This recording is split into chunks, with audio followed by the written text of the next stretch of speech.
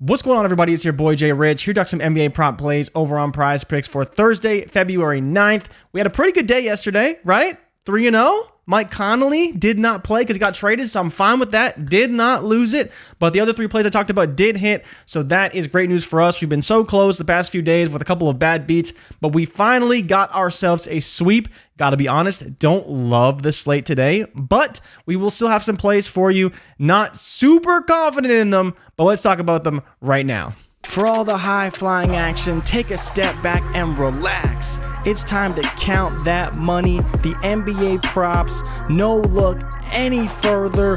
You know what time it is. Presented by Prizepicks, NBA props. Let's count that money, man.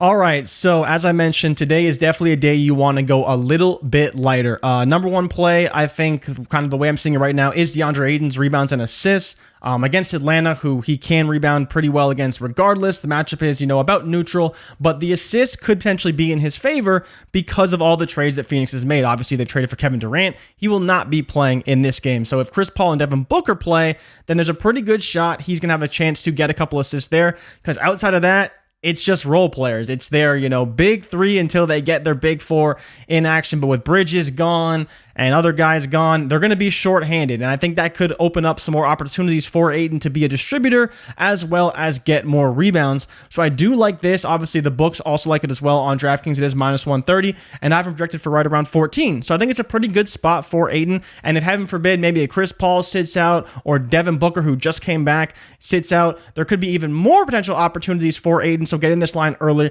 is a pretty good one. Now let's talk about Aaron Gordon and his revenge game against the Orlando Magic. This isn't a play that I love, and like I talked about yesterday with Isaiah Stewart, I think if you take it, it's going to be close. It is minus 125 to the over.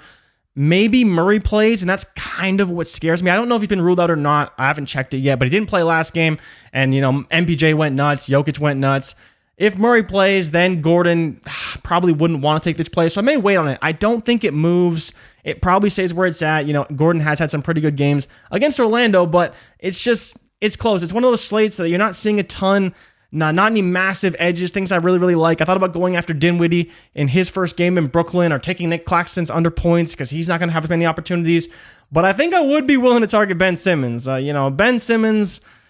he doesn't score. I mean, what else is there to say? He scored 2 points last game, and I think he's probably going to do something similar again tonight. Now, the question is does Spencer Dinwiddie open things up for Simmons, allow him to be utilized as a cutter, get him the ball?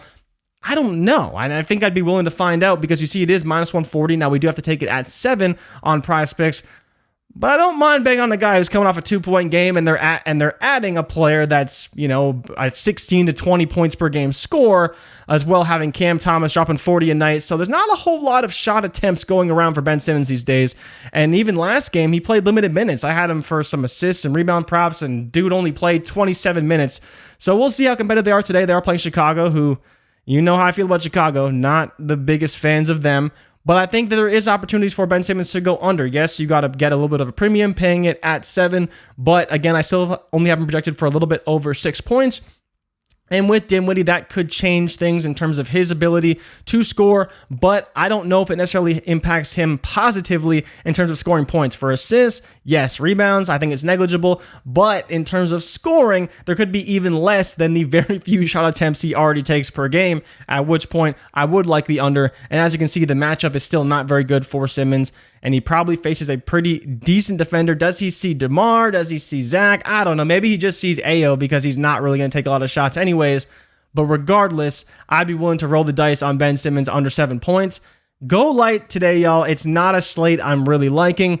But if you do tail, please give Prizepicks hell. And if we fail, do not bail. I'll be back tomorrow with more NBA picks and bets.